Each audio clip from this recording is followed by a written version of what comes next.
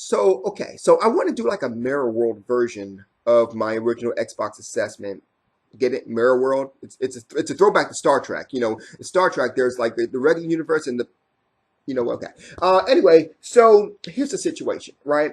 There are now, as an open-minded gamer, a lot of people like it's funny too because a lot of people as soon as say like, "Oh, he's back in the Xbox, he must be an Xbox fanboy," or "He's back in Nintendo, he must be a Nintendo fanboy."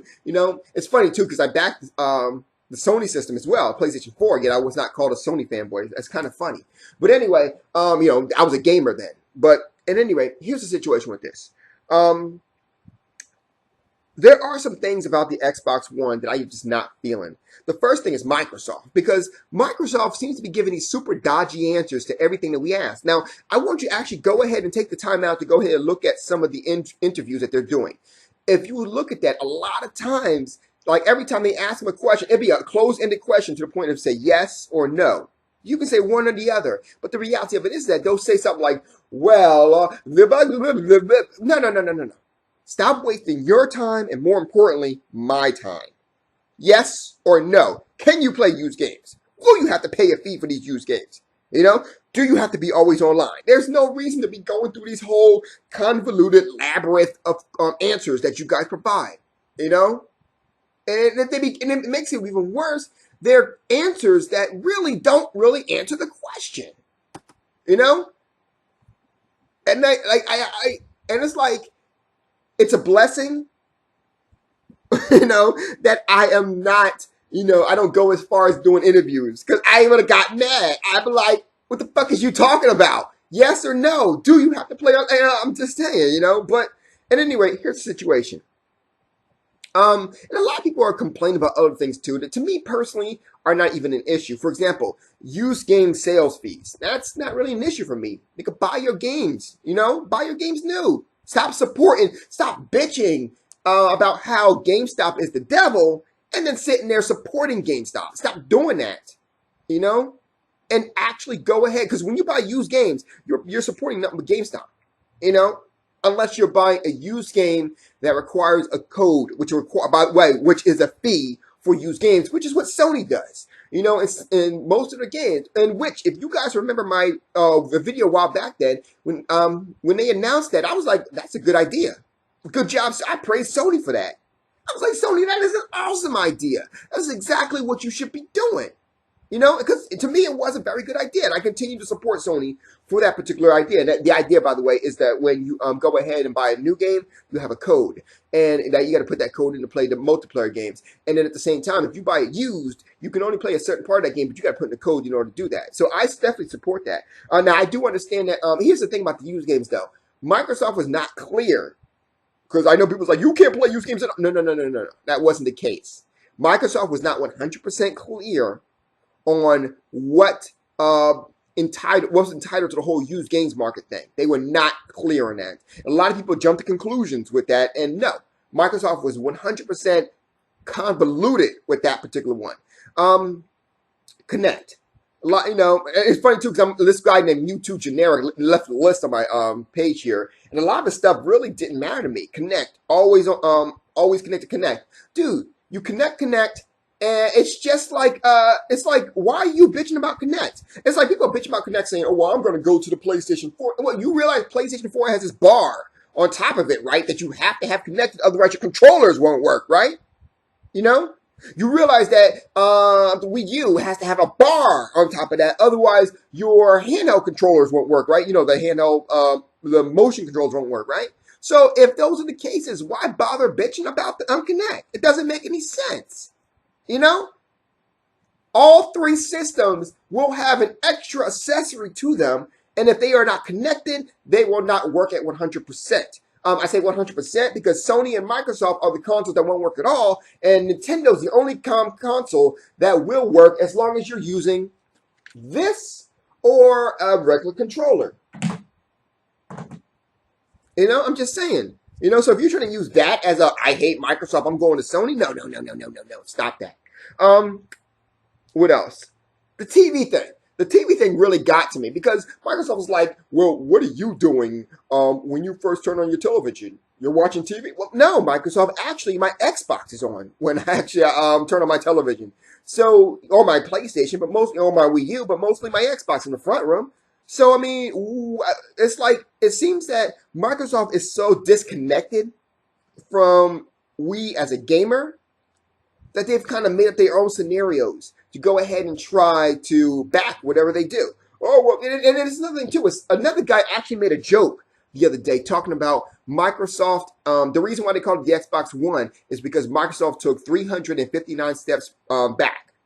And it's funny because I kind of have to agree because for a while there, Microsoft was the leading, kind of like the leading company when it came to making television irrelevant. Like seriously, they were making television irrelevant. So what did they do? Well, they added a way to go ahead and play your television and play your play your TV through your Xbox. Like why? You have well over 10 or 15 different ways to not use a television, and yet you're making us use the television? Are you serious? Like you get what I'm saying, right? It's like, what are you thinking? You know? What else? Indie games can't publish games anymore. Now that is a deal breaker for me. That is a complete deal breaker for me because I'm a big fan of indie games. You know, I'm not really, excuse me, neck hurts a little bit. I'm not really, like I like the big budget games, but I'm more so interested in the indie games. You know, and yet, and I saw like it's funny because I was on Twitter and I saw a lot of the indie developers just raising hell, and I'm like. And I starting a connection. I'm like, wait a minute. And I start looking I'm like, whoa, nobody is happy with this. You know? And that is a deal breaker for me. Microsoft at this point can go ahead and show, and it's funny too, because Microsoft said that they're going to have 16, I think it's 15 or 16 different titles available in the first year of launch, right? That are brand new to the Xbox platform. Now, I'm very interested to see these games, but honestly, those games may not even be able to go ahead and save the system. You know, I'm being honest with you. And granted, also they have what do you call it? Dedicated servers, which I am very happy for.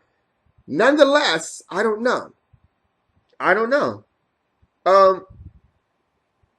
The also Mewtwo Generic said needs to be online every 24 hours. You know what? No, that was already it's like people continue to hold on to that. That was already disputed by Major Nelson after that particular announcement.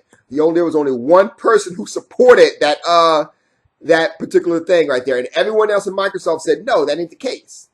You know, so if everyone is saying no and only one person says yes, most likely it's the everyone saying no part. Especially since after the guy says it, they continue to say no because they've had meetings about it. I'm just saying, you know.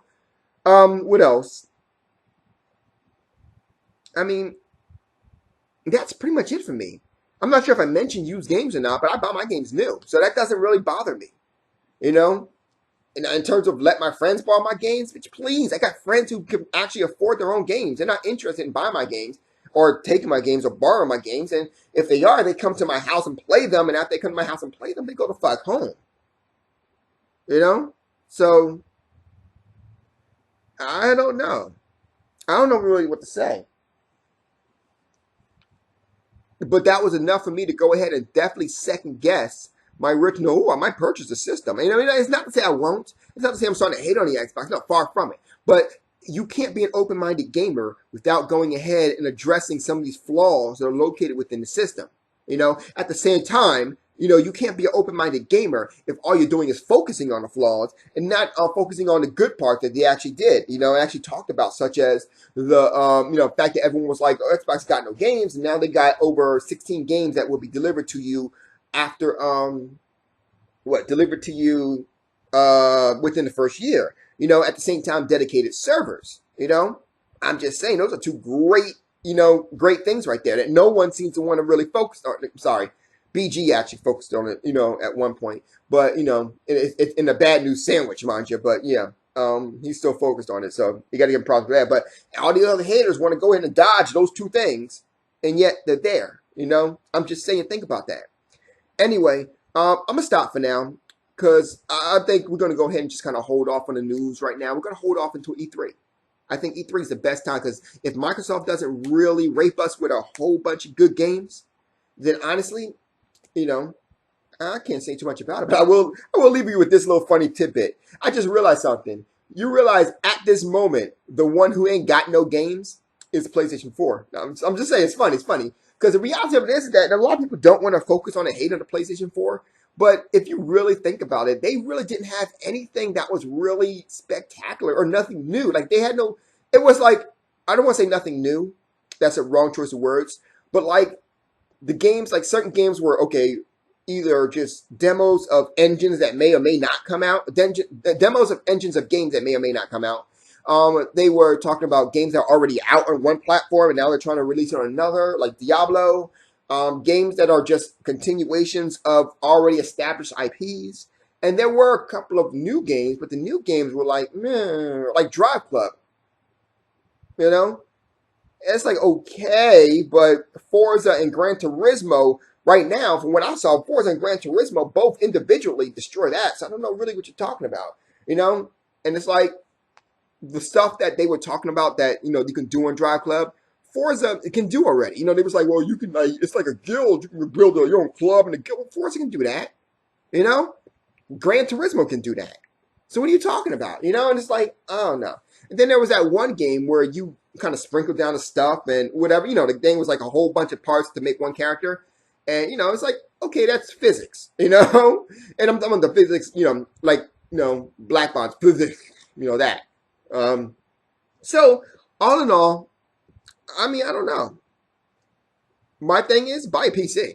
Fuck it. Buy a fucking PC. You know? And not have to go through this trouble. This is all bullshit. Because no matter if you buy a PlayStation 3 or an Xbox 360, you still getting fucked in the ass. That's all I gotta say about that. Peace and love.